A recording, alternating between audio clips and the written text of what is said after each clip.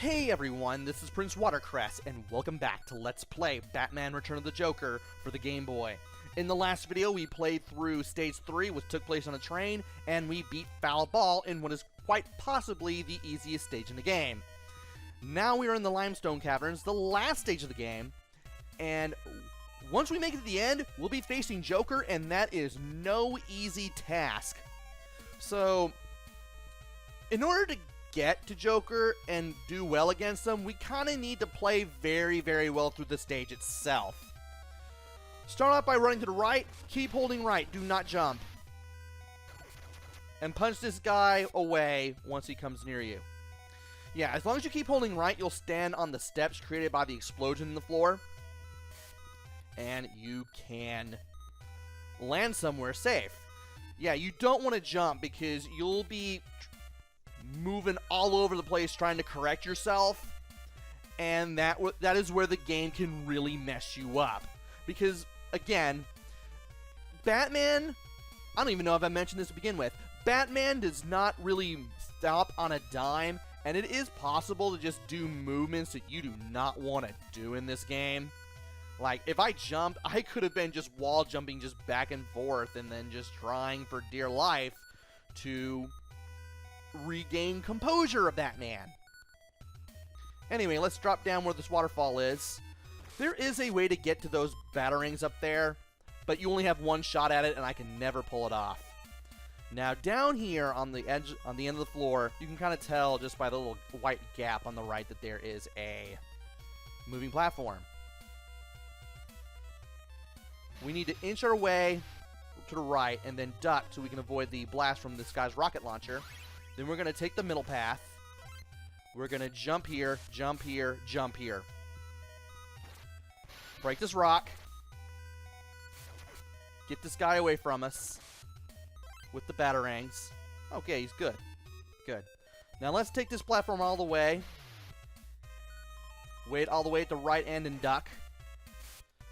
When he gets on the platform with us, face left and punch. Now here, when we get on this platform, ooh, yeah, let's just leave him alone. You need to jump at the right time to avoid the rocket launcher shot from that dude who just went to the right. And then you want to just wall jump until you're back on the left-hand side, and then you wall jump over here. And now for this part. We still have batarangs. We still have rocks. We still have rocks that contain hearts. And we have these guys, these little ninjas from the second stage of the game. And they will be a pain in the butt. I want these two guys away from me. Jump here, then here. Hold right as this platform goes down. You'll get your last health upgrade. As well as some batarangs. I'm gonna need them. This guy's gonna jump that way.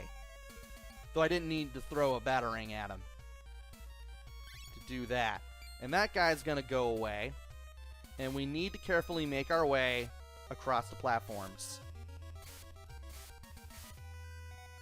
I kind of saved myself there. Okay. Need to be very careful. That guy's going to throw 3 batarangs.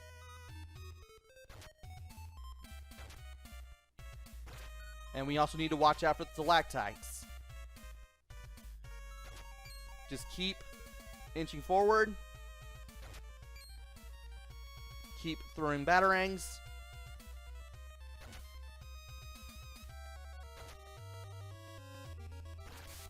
There's going to be that. And that. And we've gotten the ninja off the screen. Now we can go to the right. Batman versus the Joker. And as soon as you get on the screen, you get to see the Joker dance. I want to believe that's the Jack Nicholson Batman. I refuse to believe that's any other Joker. And he does nothing if I just stay over here. Meanwhile, this little magnet up here in the ceiling, it will follow us around and it will pick us up if we happen to be under it. I wanted to wait here anyway. Also, it eats your batarangs. That's good. I want to get rid of my batarangs anyway because it will absorb them.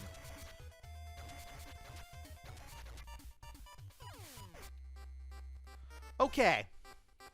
Once we get caught in the magnet, I headed to the right. The Joker jumped at me. I jumped at him. I tried to punch as many times as possible. I tried to catch him in the corner and keep him trapped there. Then I anticipated where he tried to land again, and then I had to get away in order to avoid the punch glove that he shot at me.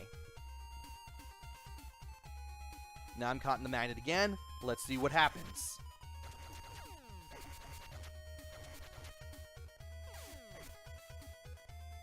Yeah, as long as you keep doing it like this, you should not have to worry about losing a lot of health. And there we go. That's the first phase down. If you try to close in on him, he will smack you with his cane. That has more range than you would think, because the hitbox on that cane swipe is pretty big. It should not be as big as it is. But we're not done, because that was just the first phase of the Joker battle.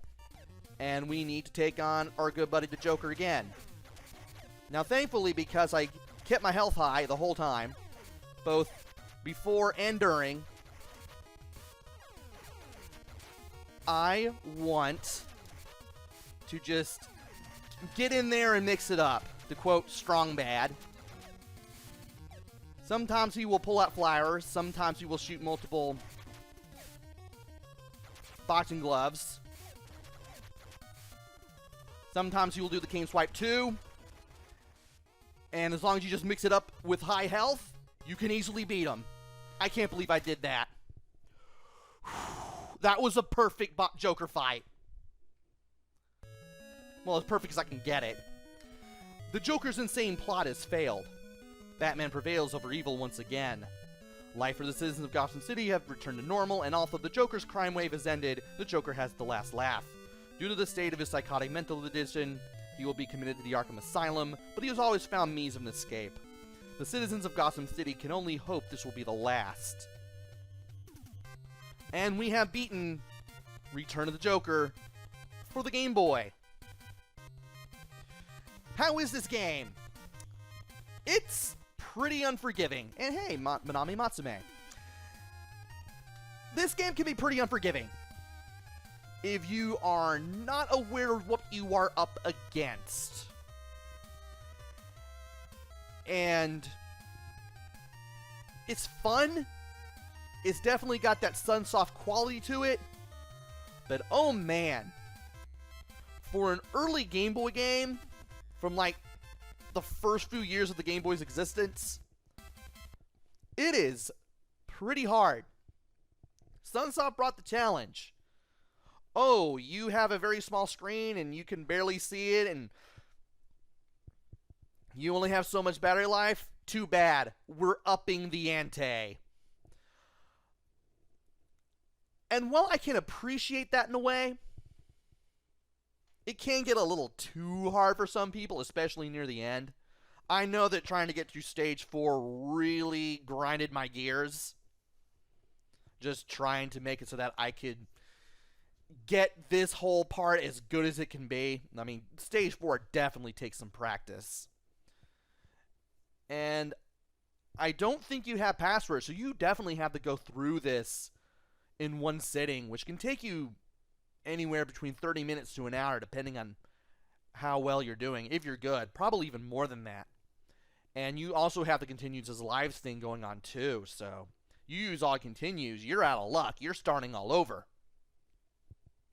So you really have to buckle down and get those first 3 stages down, and then you really have to figure out stage 4, and you really have to figure out the Joker. But once you get it all together, it feels worth it, but man, it is difficult trying to get it to be a thing, to be a reality. And I can kind of commend Sunsoft for that, but then again, I can understand if it drives some gamers a bit nuts. Anyway, we're on the Presented by Sunsoft screen. I'm going to do my mini review. Graphics, they're pretty good. You can easily identify stuff, the icons, the enemies, kinda. And I like that you don't have like the super popular villains here. You do have some unfamiliar, lesser-known villains here, such as Shogun Warrior and Dark Claw and Foul Ball for the first 3 stages. I like that. So I do find it weird that Foul Ball is in stage 3, yet the guys who look like him are in stage 1. Kind of weird. Maybe they're all teaming up against Batman and I don't even know that or something. I don't know. But graphics are neat. They're crisp. You can see them. They're good. Sound and music. You've played one Sunsoft game from the NES or Game Boy. You know what to expect here. Music here is really darn good. And the fact that Manami Matsume, who worked on Mega Man, worked on the soundtrack for this one, definitely does not hurt. As well as the sound itself, it's pretty serviceable. It gets the job done. But, man, that music. Definitely the high part of the game. Play control, not the best, but if you know what you're doing, you can get used to the nuances, and you don't rush things. Keyword, don't rush things. You can get through this game pretty easily. Yeah, just take your time. Don't do things out of reaction. Just carefully plan your moves and figure stuff out. And the slippery controls, yes, Batman's slippery in this game. The slippery controls won't work against you. And replay value. There are 3 difficulties, easy, medium, and hard, or easy, normal, and hard, and they do have differences. Easy, there's no magnet in the Joker battle, so you can easily just do what you need to do and take him down. Normal and hard, you do have the magnet. I've got my notes. Let me check real here. Okay, there's no magnet on Joker battle on easy. The follow-away blocks, like the ones that we had to deal with in stage 2 to get the health extension there, they blow up faster on hard. Like, on normal, you have a little bit of time before you can jump off. But on hard, you have to jump off those as quickly as you get on them. And also on hard, the enemies and the obstacles are faster. So the enemies move faster, but some hazards, such as the crushers on stage 2, also move faster. Other than that, everything else is really the same. And once you get the nuances between the difficulties down, you can easily get through all 3 of them. Will I play through all 3 difficulties? I don't know. I'll think about it. And is this game worth getting? It's worth giving a shot. But if you want to beat it, you gotta buckle down. That's pretty much all I can say about that. Definitely a good game. It is a little unpolished in some areas. Batman does move around a little slippery, but the music is pretty good. And the graphics look pretty good too. You have a lot of detail for a game from 1991, 1992 going on here. I do like the backgrounds. I do like the stretch effect when you select the options menu. I like the water effect on the water in the sewers when you see the water crusting up and down. So that's a thing. Pretty good game. Sunsoft know that they were doing with the Game Boy, and they would prove that throughout the Game Boy's lifespan. Definitely worth giving a shot. Definitely worth trying to beat if you are in the market for a challenging game. So, go get it. Anyway, this has been Let's Play Batman Return of the Joker for the Game Boy. Hopefully you enjoyed this as much as I did, maybe a little bit more. and hopefully I will be back with another game. Maybe it'll be good, maybe it'll be bad, maybe it'll be somewhere in between, who knows. Until then, this is PrinceWatercress. Take care, stay safe, thanks for watching, and see you guys later!